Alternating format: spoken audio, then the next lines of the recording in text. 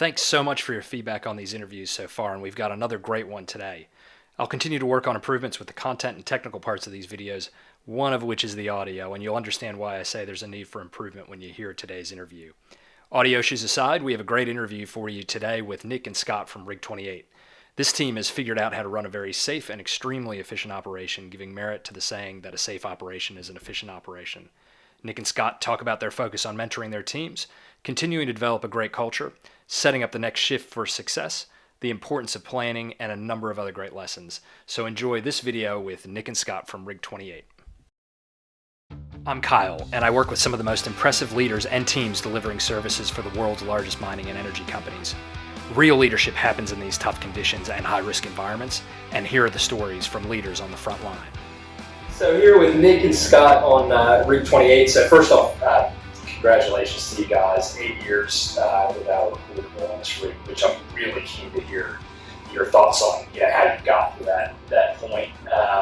But kind of first off, it's just be good, to get your stories and how you ended up doing what you're doing, and we can start from there. So basically started in 2008 on Rig 8 out in the desert, and from there sort of worked my way through to motors. Yep. And left Eastern at that stage for a little bit, went to the Wild Desert, then came back. Yeah. And I've been all over the place since then. I've been at Rig 28 for the last 3.5 years, 4 years. Yeah, good one. And Scott, how about yourself? I just sort of got hooked up with the job through a mate's little brother. Yeah. I was working with the company, and I started on Rig 21 back in 2013. Yeah. I think. Was there for a little bit, and then once they started building these new rigs, 28, 29, they'd picked a crew from 21 to come here. That's how I've ended up here and been here the whole time since. Yeah, right. Excellent. Yeah, excellent. And so we're just talking about the 8 years without a recordable. And obviously, you guys haven't been here for that full period, but sorry, Scott. Sorry. So you've been here for the full period. So we might start with you. What's your view on how do you get to that point? What are the things that really kind of made it happen? It's one of the biggest things from the start. It was sort of set in stone with the leaders we had at the very start. Then when they left, it got passed on to the lower hands. Just constant mentoring, good mentoring. Yeah. Good one. It's just been going ever since. Yeah, it's brilliant. And Nick, what about you, man? How do you sort of keep it going? What do you do? Well, like I was saying, they've built a culture here that's standing up. Yeah. It's lasting years, so you get that depth within the crews, like that sort of culture and build. Yeah. You just need to keep teaching the lower ranks as they come through. That's what I've seen since I've been here. Yeah. So the hard work is definitely how you set the rig up to start with, I believe. So still carry on from there. Yeah, brilliant. And so when you look at, your style of leading your teams, and if you think about things like, what your non-negotiables are, what are the stuff that you just, expect from your team day in, day out, and if people don't deliver, probably not a home for them on Rig 28, or on the other side, what do you look at, when somebody's just really the best, one of the best hands I've seen? What are those kind of things when you think about that? Well, for myself, non-negotiable, I guess, it's always, you should always put the safety of your crew first over being productive. I always believe that. Mm-hmm. So anybody that doesn't sort of fit that and puts being productive first and cuts corners to be productive, and that's it's a big no-no for me, I guess. But, one of the biggest ones. Yeah, probably one for me is just start from scratch with the new starters, the green hands, whether they're not the biggest bloke or the toughest bloke or the fastest fellow, but just start from scratch. Yeah. Teach them the right way. Yeah. Why we do it. Yeah. Go from there. And get that embedded. Yeah. Instead of leaving them. That's really good. Leaving them in the shadows. Yeah. Get them involved. Yeah, gotcha. And so, it's interesting what you're saying there, Nick, about, non-negotiable, putting safety ahead of productivity, but, what's interesting to me with Rig 28, when you look at the efficiency of this rig, by and large is the most efficient in our fleet. So how do those two things marry up? Because obviously you're saying that putting it ahead of efficiency, but Organisation, and that stems from the crew. Yeah, the driller runs his shift basically and sets up the next, and so on and so forth. They're not just worrying about what they're doing for their shift; they're worrying about the next shift. Yeah.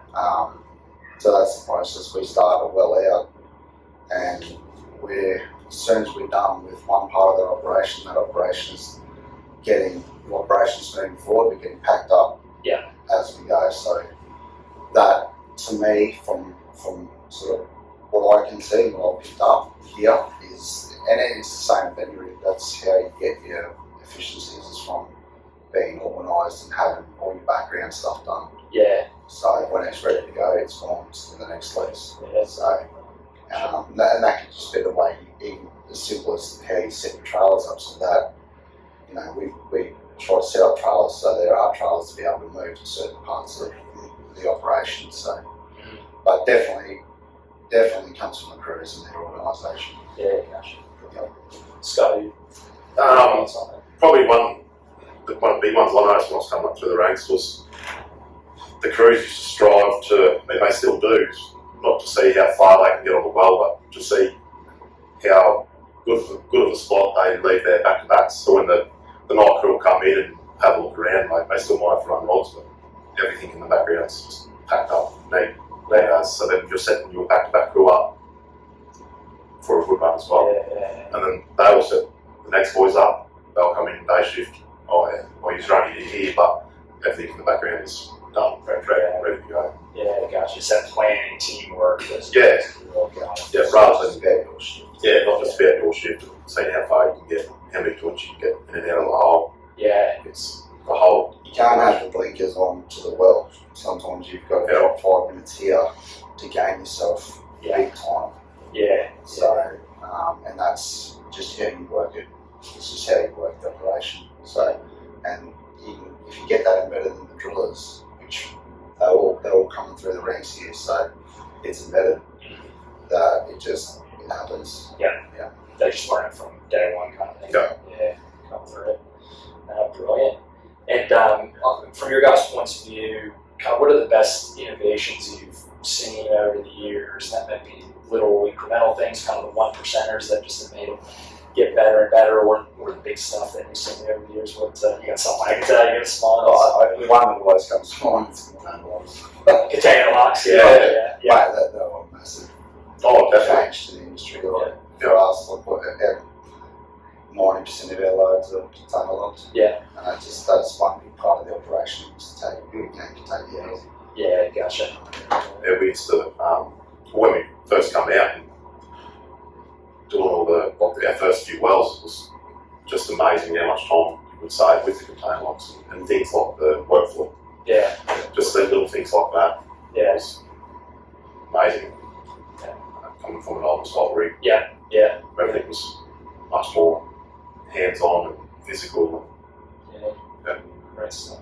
No, that's good. Well, thanks, guys, and again, congratulations, big achievement, many years, and I should be really proud of your careers, whether you've been here since day one or come in, or be like me and show up, pop the champagne when you come for the party. So, thanks again, guys. That's brilliant. Thanks. Yeah. All right.